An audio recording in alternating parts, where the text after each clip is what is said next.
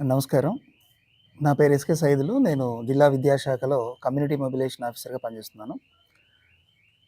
నవ లిమిటెడ్ తరపున ఒక విధంగా ఒక అద్భుతమైనటువంటి అసెట్ ఈరోజు ఒక ట్రైనింగ్ సెంటర్‌గా మారి, ఇది చరిత్రలో మిగిలిపోయే విధంగా ఒక జిల్లా విద్యాశాఖే కాకుండా మిగిలిన అన్ని శాఖలు, మొన్న ఎలక్షన్ డిపార్ట్మెంట్ వారు కూడా దాదాపుగా ఒక 500 మందికి ఇక్కడ ట్రైనింగ్ ఇచ్చేటువంటి ఒక అద్భుతమైన వేదికగా మారటానికి మెయిన్ రీజన్ ఏంటంటే, వాళ్ళు ఇచ్చినటువంటి అకామిడేషను.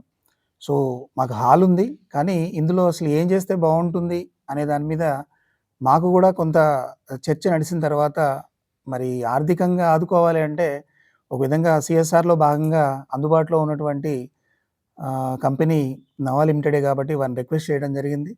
కానీ ఏ మాటకి ఆ మాట వారు ఏదడిగినా గూడా విద్యాశాఖ తరపున ఖచ్చితంగా వారు ముందుంటారు. ఆ ముందుంటారనడానికి నిదర్శనమే మనం ఈరోజు చూస్తున్నటువంటి ఇక్కడ ట్రైనింగ్ సెంటర్. సో, విద్యాశాఖకి ఒక ట్రైనింగ్ సెంటరే కాకుండా, వాళ్ళకి విద్యాశాఖ పట్ల ఉన్నటువంటి ఒక విధంగా పక్షపాత ధోరణి అనుకోవాలి అన్ని శాఖలతో పోలిస్తే. పాఠశాలకు ఏది అవసరమైనా కూడా మాక్సిమం అవి ఈ మధ్య కాలంలో ఒక 12 సైన్స్‌కి సంబంధించినటువంటి సెంటర్స్‌ను కూడా, సైన్స్ కిట్స్‌ను కూడా ఇవ్వడం జరిగింది.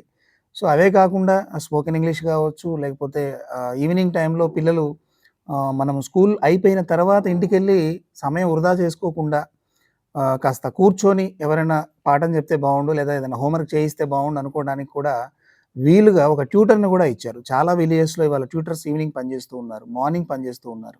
ఇదంతా కూడా ఒక విధంగా వారి చలవే అనుకోవాలి. సంతోషం.